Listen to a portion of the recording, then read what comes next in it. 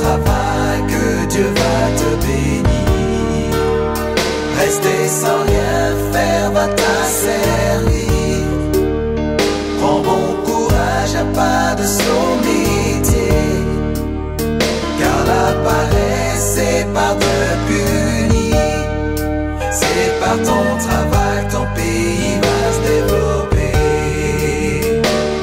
Celui qui reçoit est esclave de celui qui donne. Ntango bazo kabela yo, okomi moumbu ya moto azo kabela yo. Nzamba kopambola yo, ndena mosala ozo sala. Soko salite, koli ya pete. Nzambe alakisi, ndakisa liboso, asalaki mosala mikolo moto.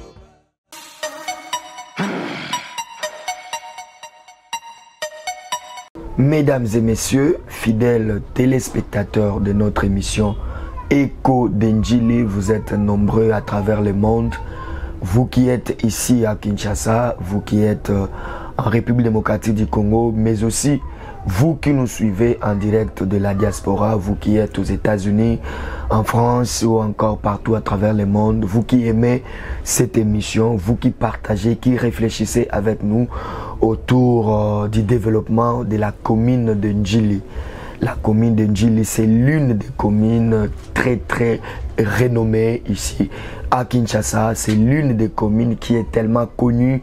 D'ailleurs, vous allez vous souvenir que même l'aéroport international de notre pays s'appelle l'aéroport international de Ndjili. Donc, bien que cet aéroport-là aujourd'hui n'est plus dans la commune de Ndjili, mais le nom est resté. Parce que Ndjili, c'est l'une des communes, en tout cas, qui a bouleversé beaucoup de choses ici, dans la ville de Kinshasa. Alors, vous êtes là très nombreux, vous nous suivez partout, nous sommes là. Nous sommes venus encore pour vous annoncer certaines activités, certaines actions qui ont été menées ici et cette semaine d'ailleurs, ici, dans notre commune de Ndjili. Salutations à vous tous. Merci beaucoup à mon réalisateur Lucien Moussoungaï ainsi que notre assistant réalisateur Grace Mindele. Voilà, nous sommes là aujourd'hui, nous allons vous parler, en tout cas nous aurons une petite tranche de conscientisation, nous allons prendre un petit moment de conscientisation, nous allons conscientiser la population ndjiloise et puis nous allons vous montrer comment l'actuel bourgmestre de la commune de Ndjili, que nous saluons d'ailleurs, Monsieur Papi Mbumba Ngaliema, que nous saluons. Nous allons vous montrer comment il a posé les poubelles publiques tout au long du boulevard Lumumba, surtout dans la partie qui touche la commune de Ndjili. Donc quartier 8, quartier 1, quartier 12. En tout cas, c'est une bonne action, une bonne activité que nous allons devoir vous montrer ici dans notre émission. Mais aussi, nous allons vous parler de comment il s'est entretenu avec tous ces techniciens, tous ces mécaniciens, tous ces tauliers, tous ces peintres automobiles qui sont dans ces marchés que nous appelons communément marché mitraille. Marché mitraille pour Nabandjilo, bah, bien très bien. D'autres relaxabino, n'engeni bourgmestre à s'entretenir na bango. Et puis, tout au long, il y a édition, émission, émission, oyo. Toko mekapé, kotal sabino, n'engeni ni son excellence, monsieur le bourgmestre, la commune Ndjili. Aïba qui bon, on a ça la tournée na quartier 2, na quartier 3, puis na quartier 12. Toujours il y a commune na biso ya Ndjili. Pe boko mona ba constat o ya sali ndeti na quartier 12, au mona na balabala, bato batongi par exemple ba terrasse na bango, bato batongi ba biloko ebele. To remarquer ngo to mona ngo parce que télévision ils à la radio te, bo mona ngo na kati na bilili. Voilà, ma quelques makambo to lobela na tout au long ya tranche na biso, ya émission na biso, ya édition ya lelo. Donc sans plus tarder, nous allons déjà revenir du côté de la régie pour retrouver encore notre réalisateur Lucien Moussoungaï déjà à ko permettre biso tokende veut dire tomeka déjà ko solo là mais yamboke tokende to reçoit moi vraiment moi extrêmement quoi il y a élément moko oyo to la kisaki bino na ba émission na biso passé élément ya marché il y a quartier 7 et le lot rotika là vraiment beaucoup plus na ndenge bandako etongami na wenza quartier 7 tokotika la nanu wana to mona ndenge nini bandako etongami na kati ya wenze na atuna soki bandeko balingi bakomisa wenze wana balingi bakomisa ngo paka juma so balingi bakomisa ngo nini toyebi te mais okoremarke ke wenze bisika bato esengeli bakende koteka ekomi bisika oyo bandako akolala bamakambo ebele donc tolanda nano extrait wana bongo tozonga toleka déjà na première étape ya édition na biso oyo ezali étape ya conscientisation. C'est parti.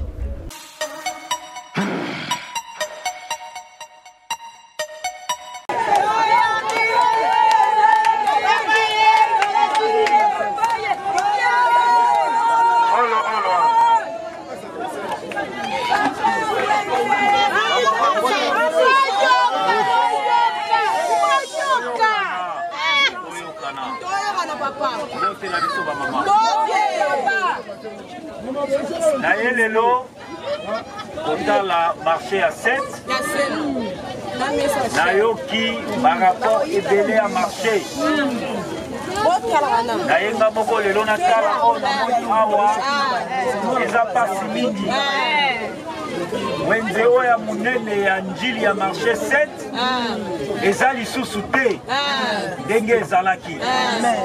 Ekomi bandaku ya kofanda. Mutuna mutu akomi ala mukia ye akati ndambu na ye atongi oyo alingi kotonga. Mais lelo lokola na lekia na moni yango bandeko batongi bitonga tonga na marché oyo atongi anga plutôt oyo pe atongi ndaku soki ayebi ke eza na kati ya terrain ya marché amizela déjà ba disposition otango na kozonga awa na kozonga nde mpona aplike mobeko soki leta apesaki omwa ndambo esika otya mwa kabine yo bendi malembe komi ya ndako na balocataire otie clôture okozwa yango mikanda soki wapi mais eza terrain ya leta balokola bourgmestre na rassure bino nazozonga awa ntango nazoya nakoya na tracteur nyonso wayebika tonga na bele ya marché azwaki titre précaire atia bongo liango bokanda lopangu amizela déjà ba disposition mpona koya awa tokoaplike mobeko ndenge baaplike mpe na bacommune mosusu toyokani l'État akoya kolongola yango message ndenge napesa bino yango wana bofanda na kimia tokoya ploke marché oyo ezonga na lolenge na toyokani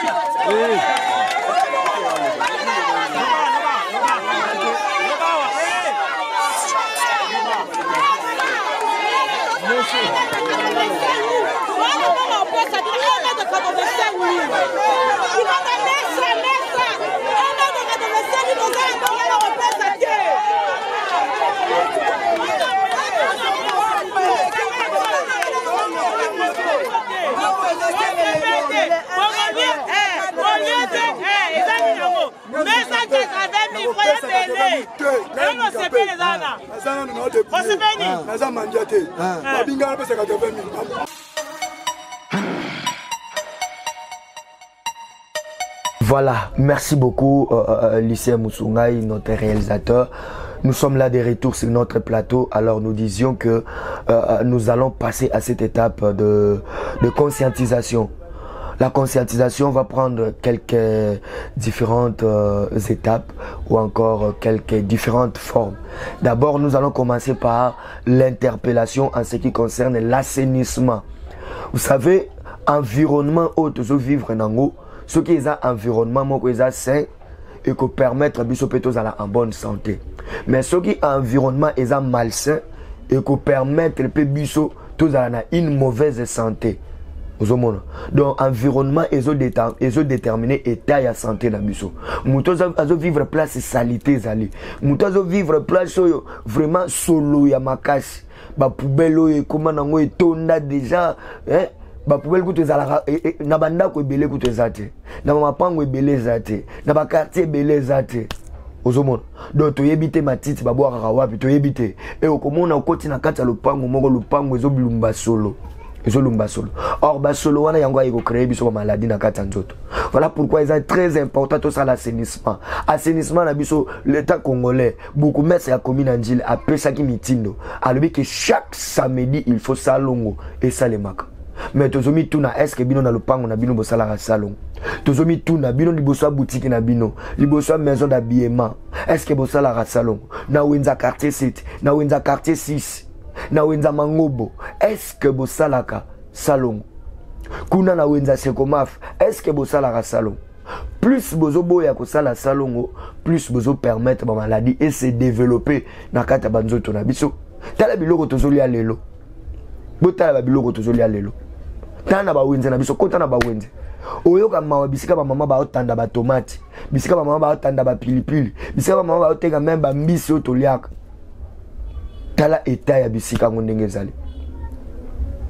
Ok, par exemple kota quartier 12 au commis kota quartier 12 tala entre saut de mouton pena passerelle oyabitabe tala na katikati wana okuta ke salite zali bandeko bateka nzinga wana bazwa matiti batika wana et certaines agences ya assainissement o bazo sala pe ba musala place wana okuta ke ba komboli tango ba kombolo le balongola matiti wana balongola ba déchets balongola ba immondice wana non parfois batika yango peka wana yango tozo interpeller brigade ya assainissement ya commune na biso ya Njili.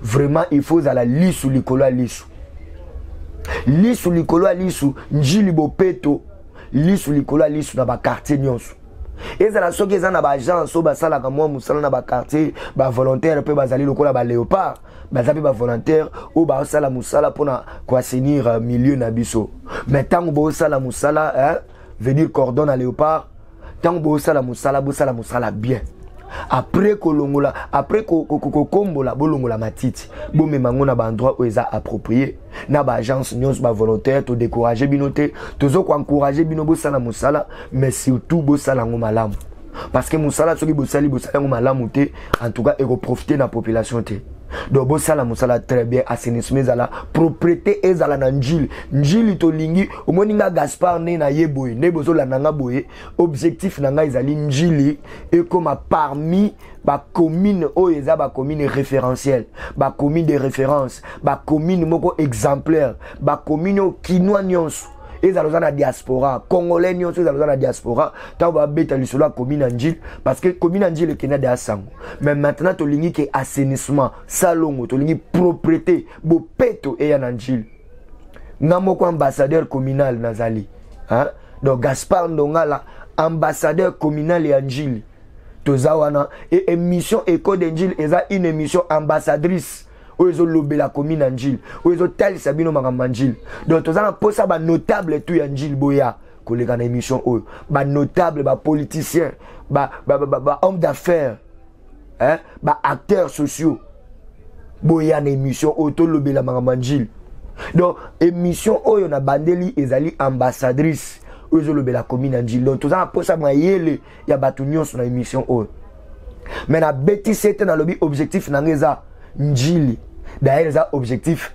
il y a beaucoup maître na biso ya commune Njili monsieur Papi Mbumba Ngaliema ils a objectif il y a gouverneur à ville à Kinshasa ils a objectif il y a président de la République Fachi Betone to benga kena Congo donc objectif c'est ça que Congo RDC Njili peut ba province nyonso comme propre mais awa mingi to beta c'était pour na banjiloise na banjilois commune na biso comme propre interpellation na biso ezali ba jeune surtout ba jeune tout ça na pour ça Njili se développer mais ko se développer ndenge nini so ba jeune ba lingi ko apprendre te to apprendre ba métier to apprendre ba profession kende ko luka bisiko ko iko yekula ko kumba mutuka bisiko ko iko ko yekula ata mwa cours de langue bisiko ko kende ko yekula même makambo etali to lobela makambo salubrité art. Il y a des associations où on peut sa formation en ce qui concerne l'entretien de l'environnement. Et Zali, kende ko yekula zwa mayele wana ko yekula na centre ton association yaka nango mena na commune na biso ya Njili poto tombo la commune.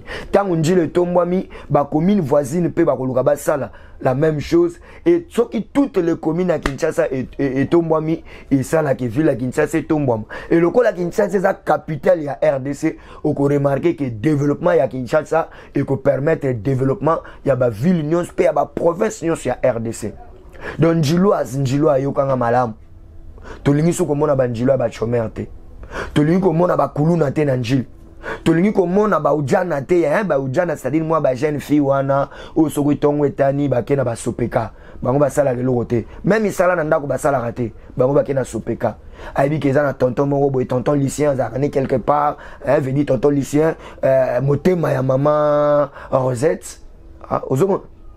Donc à quel kuna aibi ke tonton lycéen azaka réalisateur azaka cameraman na tongo au lieu que ne kosala misana ndaku na bango ya komolanda tonton lycéen sombelanga tonton lycéen obi ko to lobi abani ko exposer ba posa nyonso ya vie.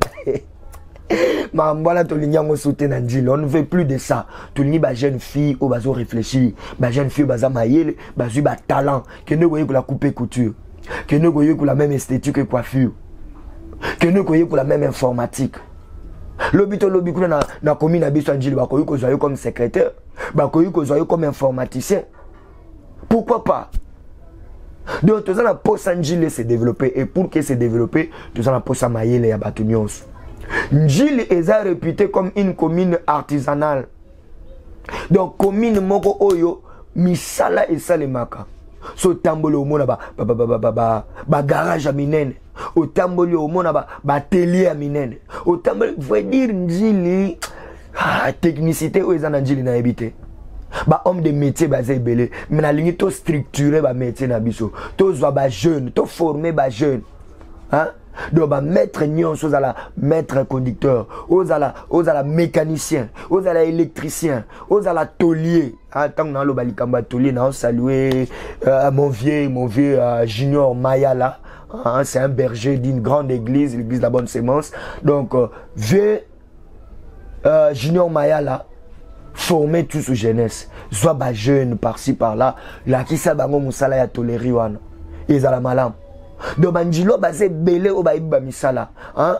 Donc par exemple il y a un frère que j'aime beaucoup, berger Clary Mafouini par exemple, un peintre expérimenté, soit jeune formé bango baïba musala. Papa Jean Aimé, un grand mécanicien, Papa Jean Aimé du Massi, soit mécanicien formé bango, formé jeune bazo traîner bazo sale l'autre côté.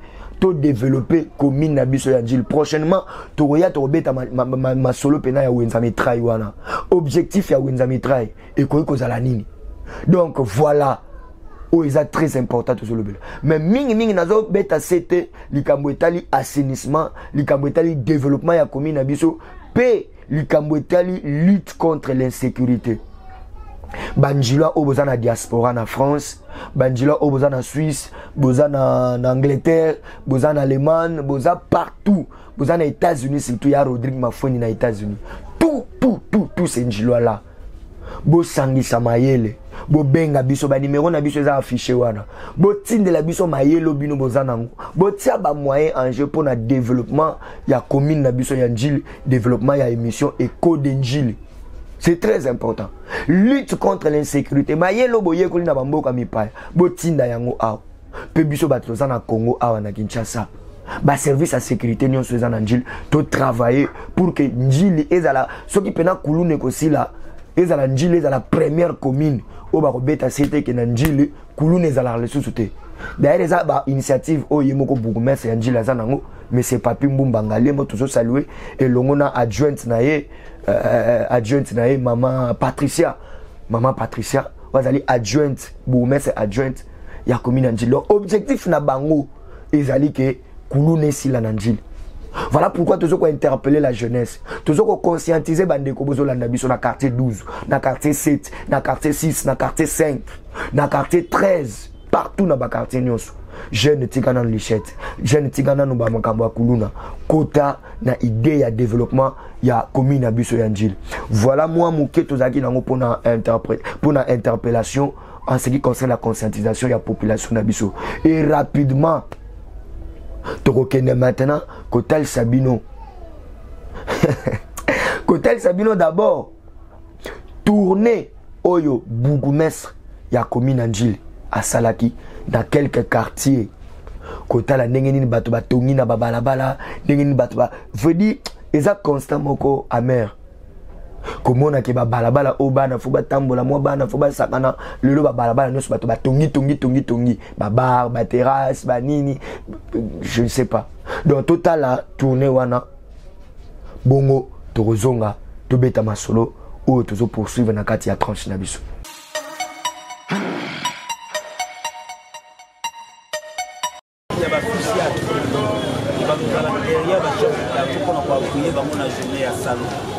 Est-ce que ici, notre chef de l'échec qui est derrière le chef de quartier?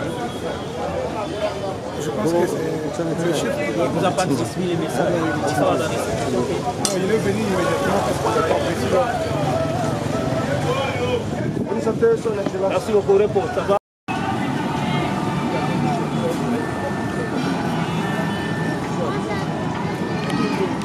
Ça ne va pas.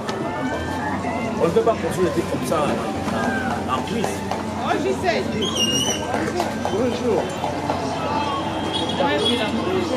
Attends, passe.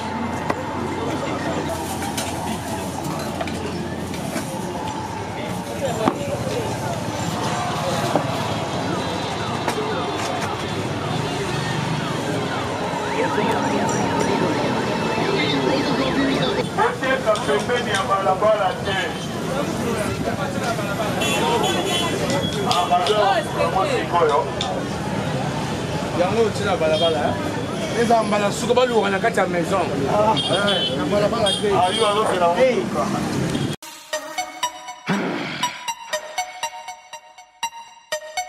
Voilà, je pense que to moni biso moko télévision à la radio te.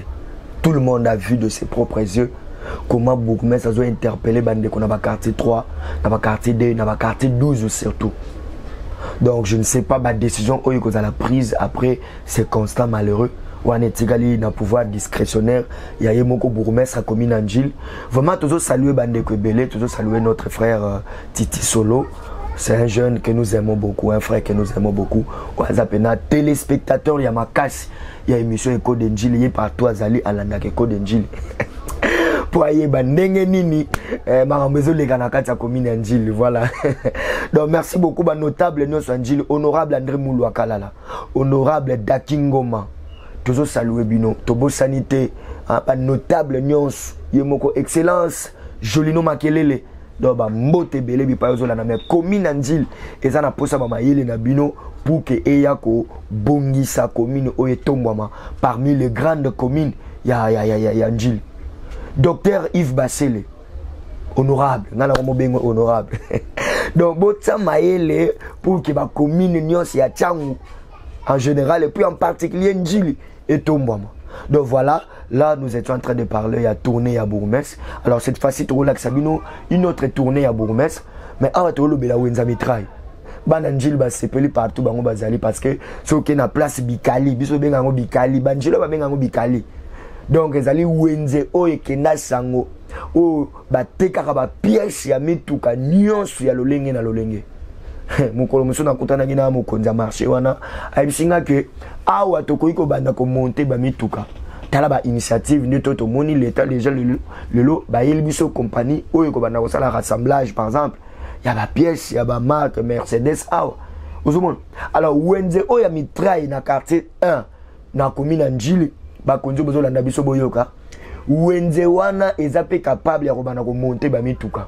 Alors prochainement to ya robeta solo na kata wenze total sabino makambo esale makawana mais awa to lingi to la sabino ndenge ni buku mesa commune Angile a solo la gina bandeko basalaka na kata wenza mitraille soki na dans même langage na réalisateur nanga toujours kende déjà to yoka ndenge nini buku mesa a s'entretenir ki na ba technicien ya wenza mitraille.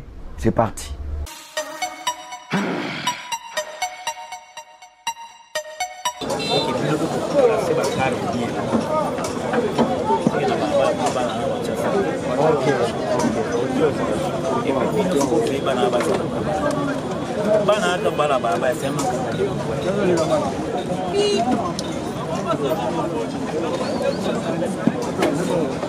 Il faut bano yo bayawa mingi balandi bino bino aiki na sima na yo papa et papa il a vraiment petit moi simila qui moi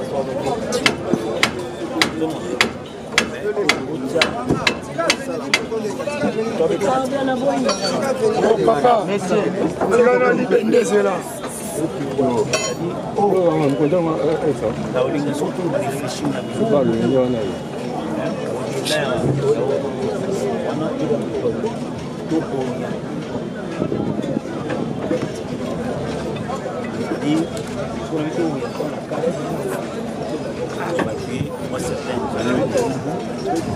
Pour permettre un espace qui s'élargit et que tout pas les politiques. On a comme ça ici. Dans le sens où il faut déranger tout le monde là, tant qu'on va bêter ici, les 45 minutes. Parce que du fait que nous avons mis tout à la carte, il y a des choses qui se passent là-bas. On va péter un kéka, yaka.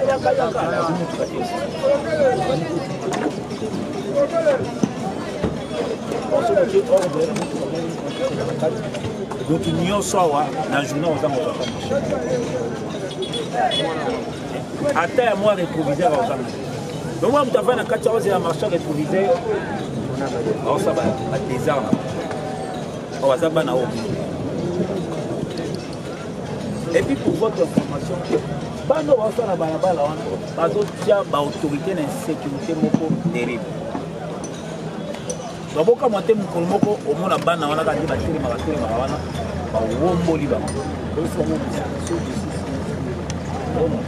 bazana banina ba arrivé côté le sang pour le quoi ba arme ami tout ba autorité ça kubanga donc bana mo di éducation exacte mais ça fait mal donc on s'en agnon sur la vie éducation muto yo yebité obité kata mutu kana eza nani ozika eloko na yo brake bazotia insécurité d'accord monsieur le journaliste bazotia salité na bala le bien soki bolingi bodemere awa eke ngai mpe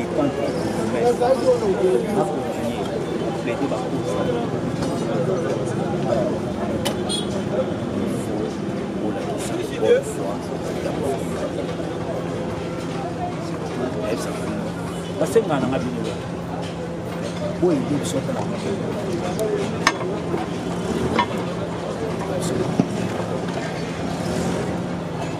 mais tant que vous avez son mouvement y est, dans la télé,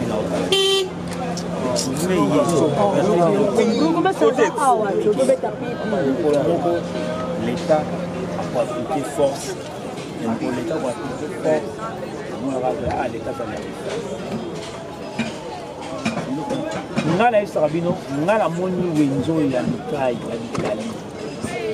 moi j'ai vu ça net. J'étais petit. La réparation les camonga la ebi wenzo wenzo ngana ebi yango bien ngana moni wenzo kobota bande ko nga baza ba yi bato ba banda masoko j'étais tout petit. Mais à l'époque c'était des acquis ba papa ndé bazo ko mabota ebika. Voilà l'enzala les image.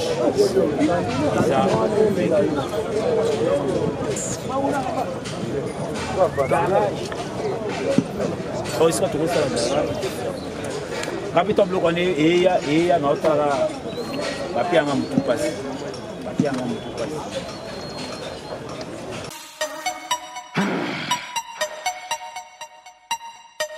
Voilà, toujours rappelez bien que vous êtes toujours branché sur De La Foi Télévision.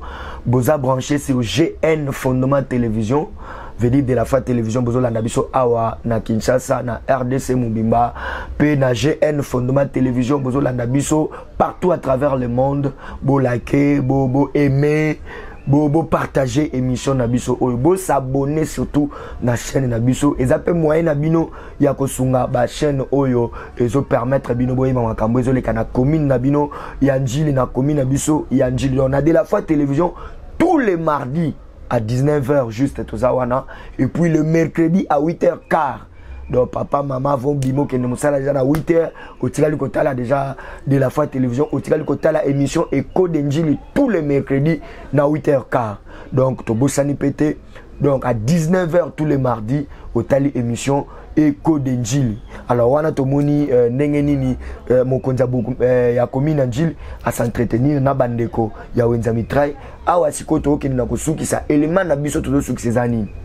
Toujours na cadre ya assainissement, na cadre ya bopeto ya Njili bopeto, beaucoup mesa ya commune Njili azwaki initiative ya ko poser ba poubelle publique tout au long ya boulevard Lumumba. Surtout dans la partie où ils ont intéressé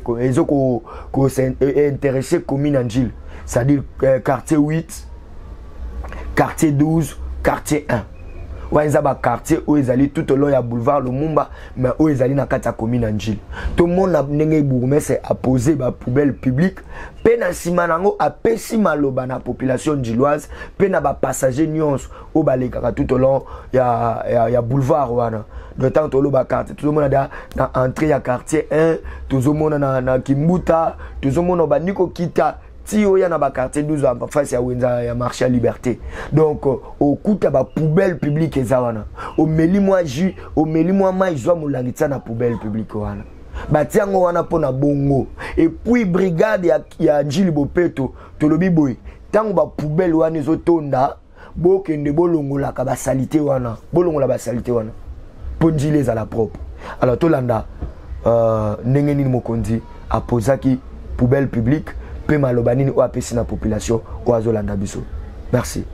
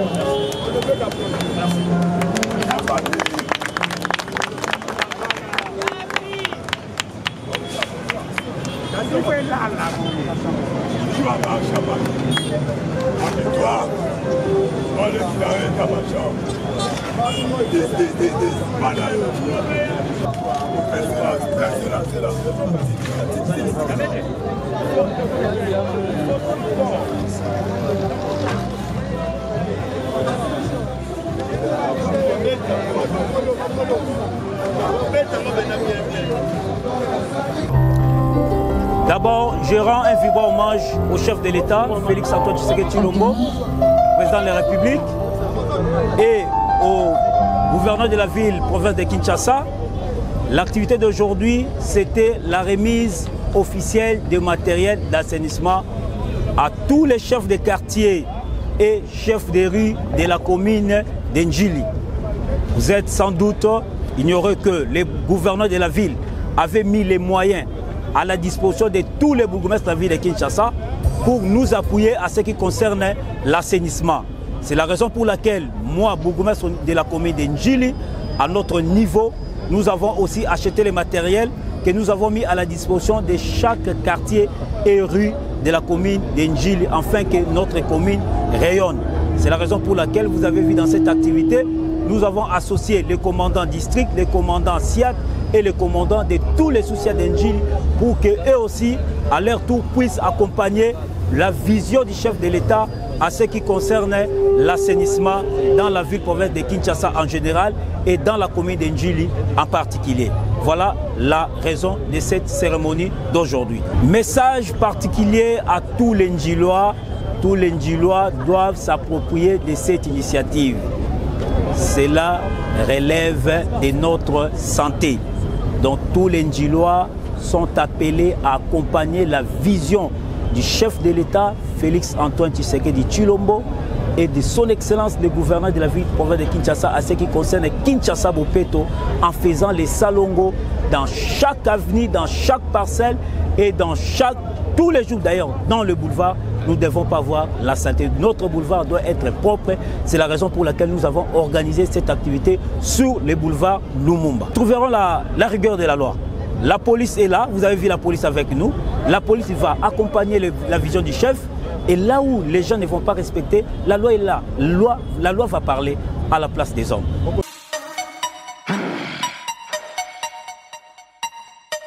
Voilà. Mamba boy faisait la rara GN fondement télévision mamba boy faisait la kana de la fois télévision pe makamba boy ezalaka kana Écho d'Enjili nulle part ailleurs au monde mamba boy donc bande konoso ba kominos bo emboîter les pas pour que Kinshasa comme Abopeto mamnos tout ekende de la fin donc gouverneur ya ville à Kinshasa je crois que Olanda ka émission na biso Écho d'Enjili Olanda ka ndenge nini. Hein? Donc, beaucoup de sa commune en Gilles, a matérialisé vision na yo à Kinbopeto. Hein? Donc, je pense que même Fatih Betom au Konzambo Kazola Nabiso, hein, ba service nyons, beaucoup mis sa message oyo, biso tout ça na quatre émission oyo ezali émission ambassadrice ya commune en Gilles parce que ngamo naza ambassadeur ya commune en Gilles et l'ongona équipe na ngamo bimba Lucien Musungai, Grace Mindele, Albi Bayunga pe bandeko nyons. Ou bazana une équipe na biso ya émission oyo Gilles Bopeto DVD valise nzambe donc boza ebele ou bazana une émission oyo na une équipe oyo na bosani pété cordon hein cordon Jean-Christophe Malela Mamarit hein veut dire binono sobodo tsamaye est toujours pour émission Écho d'Enjili qui est de l'avant pe musala esa le makitoko na initiative ya yemoko le bourgmestre Papi Mbumba Ngalema. Alors wana bouti kolanda message na biso ya conscientisation, bouti kolanda constat au bourgmestre sali na tourner na ya sali na ba différents quartiers, bouti kolanda nenga soli na bande kwa wenza mitrai, bouti kolanda nenga sali pose ya poubelle publique. À nous la population, tous à makambo to tsango en pratique. Bongo ne to tombola Gilles, bongo ne to tombola Kinshasa, bongo ne to tombola RDC, bongo ne to tombola ma famille Nabiso, pe Mboka Nabiso, République démocratique du Congo. Tout ce qui s'est mission à saluer grand notable, ya commune Anjili. Papa Nestor Nganga, babenga ke mingi venganes. Donc tout ce qui s'est mission à saluer, tout saluer batu nyonso tout. O ba pesa ka mission Nabiso confiance. Obolanda Kabiso partout à travers la République démocratique du Congo, puis partout à travers le monde. Bah Mbote Ebele na papa Lucien Moussoungaï Ouazali réalisateur ya tranche Nabiso Molonga ni ya Mama Rose. Donc Mama Rosette. Mbote Ebele, Grace Mindele, Mbote Ebele na de la fois télévision. Ingénieur Gauthier Kele, David Kibanza Makasi.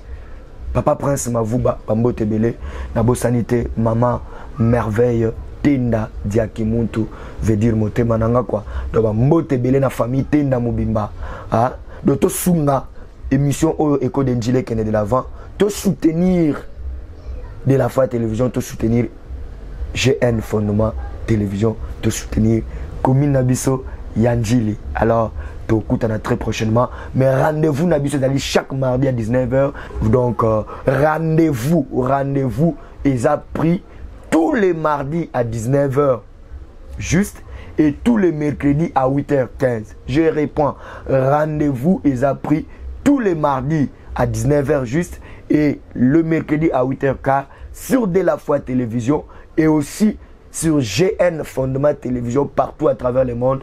Bobana Rolanda, émission Nabiso Écho d'Enjili. Objectif est à développer commune Nabiso Yanjili. Merci, restez branchés.